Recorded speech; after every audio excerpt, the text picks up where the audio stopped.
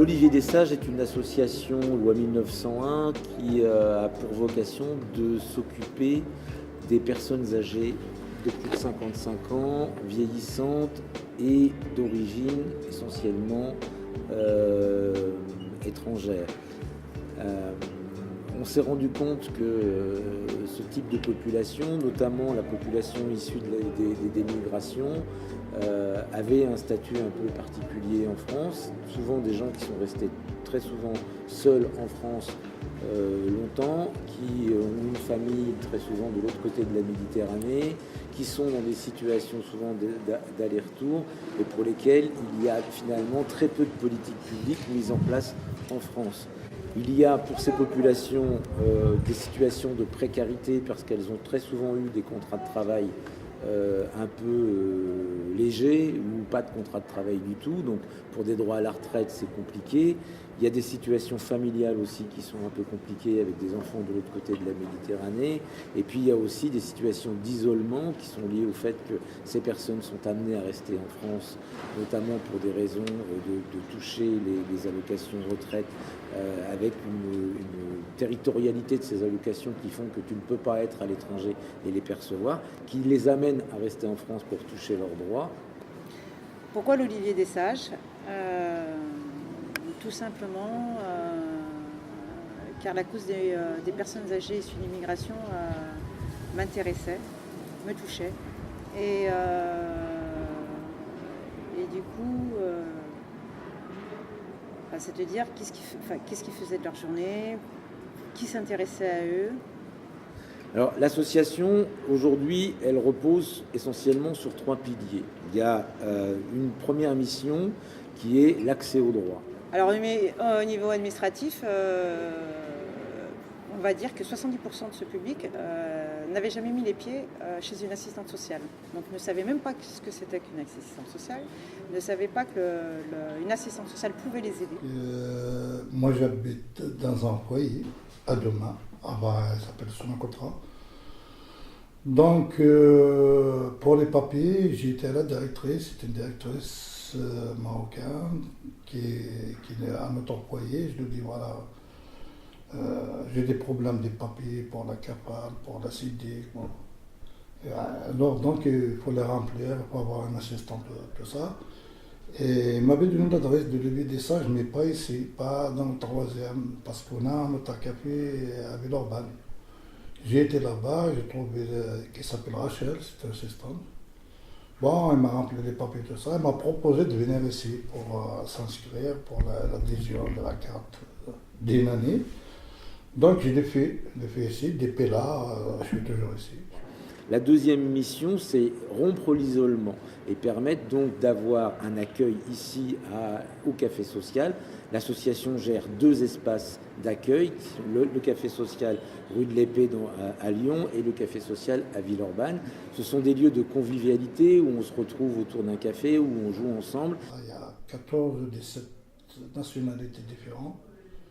Donc on s'entend, le racisme il est resté à la porte. On est vraiment bien. Entre nous, on joue au domino, on rigole, on fait des sorties. Là, je me rappellerai tout le temps, moi, la première fois que j'ai voulu mener une action avec eux en 2010, la chose la plus importante qu'ils m'ont demandé, c'était qu'est-ce qu'on faisait à l'Assemblée nationale. Vraiment. Qui dirigeait l'Assemblée nationale, comment fonctionnait l'Assemblée nationale. Sincèrement, on a pris un trafic, c'était la galère. On est parti à Paris en trafic. Je dis, je vous emmène visiter l'Assemblée nationale. C'était pas gagné et du coup, on est resté 2 jours et ça a été pour une vraie découverte. Ça, c'était vraiment ma première grosse sortie. On a à travers ça l'accès à des activités culturelles.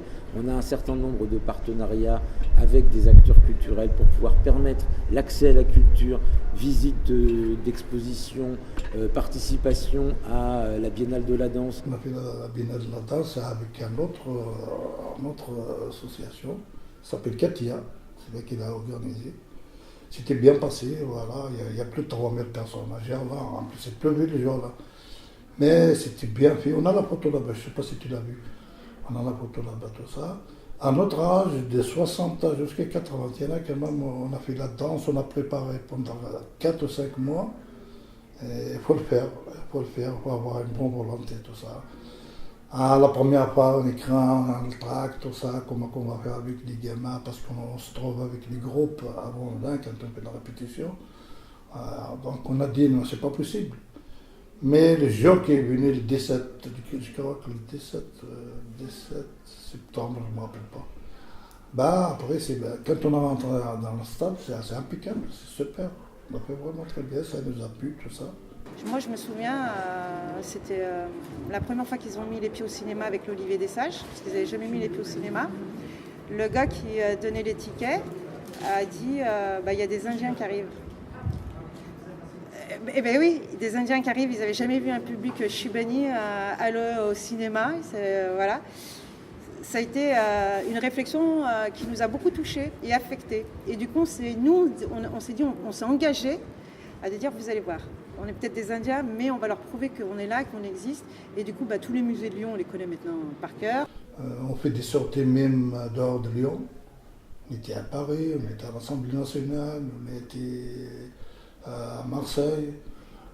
Donc ici à Lyon, une fois par mois, on sort ici à Lyon. Donc c'est vraiment, c'est un endroit qui est bien pour nous, quoi, pour les Chibani. Parce que la solitude, ça tue, la solitude, toute la journée, 9 mètres carrés, qu'est-ce qu'il va faire?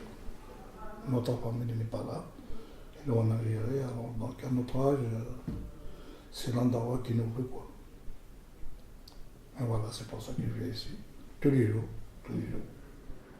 Voilà, l'opéra, alors l'opéra, on est tombé avec, c'était une mini pièce c'était le lac des Cygnes. Donc je me suis dit, c'est des personnes âgées, c'est des Chibani, les dames elles vont être un peu en juste au corps, et qu'est-ce que ça va représenter? Moi je ne connaissais pas la pièce. Qu'est-ce que ça va... Je n'étais pas trop sûre de moi non plus, je voulais pas trop y aller, mais je dis bon allez, on va y aller. Et ça a été, c'est fantastique. Je ne sais pas s'ils ont compris l'histoire d'amour, mais pour eux, c'était fantastique.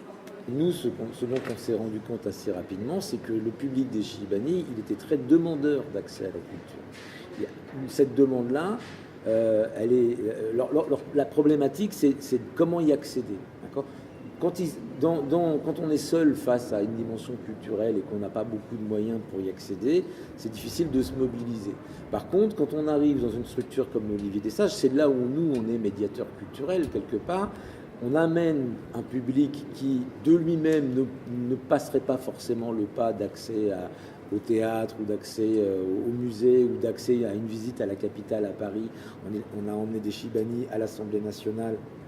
Ou alors même faire travailler un certain nombre de Chibani sur les aspects mémoriels à l'arrivée de la rédaction d'un livre. Avec la création du livre de l'association Vie parcourue, Parcours de vie, vie parcourue, qui est un recueil de témoignages où c'est complètement repris au parler du Chibani. Ça n'a pas été travaillé dans le style de l'écriture, donc ça reste très brut, mais en même temps très spontané et très émouvant.